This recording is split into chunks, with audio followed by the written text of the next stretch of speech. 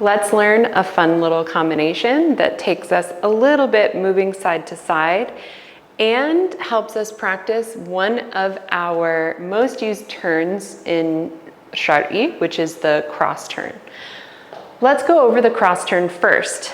I am, as the name would suggest, starting by crossing one foot over the other.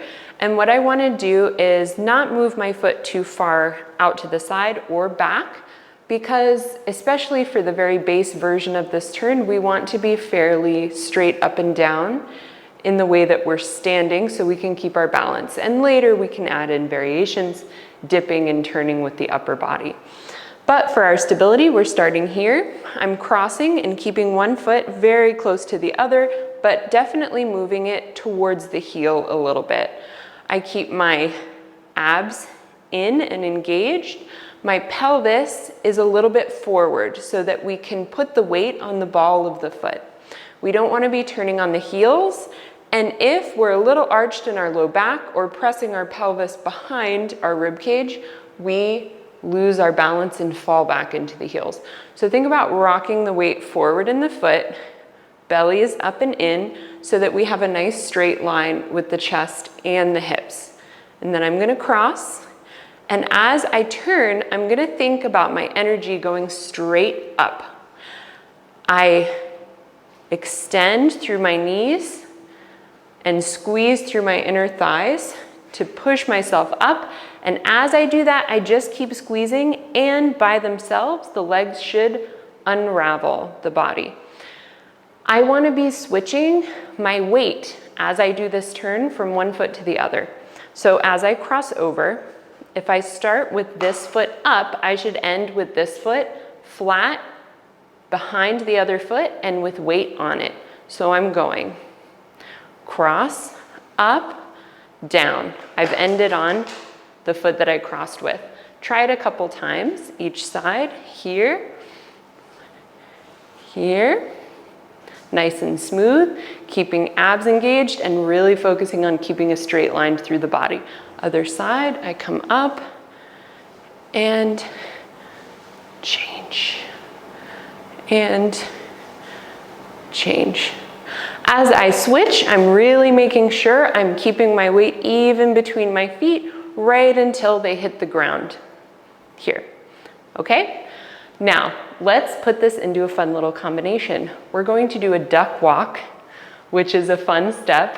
1, 2, 3, 4. I'm stepping out, together, out, tap, out, together, out, tap. Now, as I step, I'm going to straighten my back leg, bend the foot that or the leg that I'm stepping onto to extend the hip backwards.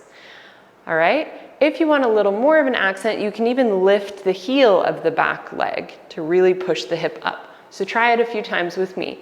1, 2, 3, 4. I step and tap together to switch sides. 1, 2, 3, 4. 1, 2, 3, 4. 1, 2, 3, 4. 1, 2, 3, 4.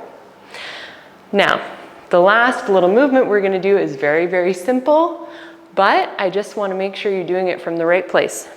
So be active in your feet and soft in your knees. I'm just doing a little press, press. My foot is pressing my weight from one side to the other, and I'm just swaying in my upper body. And if you can, if you want, adding a little bit of shimmy with the chest as we go side, side, side, side. Let's put all of these together. I'm gonna go duck walk first.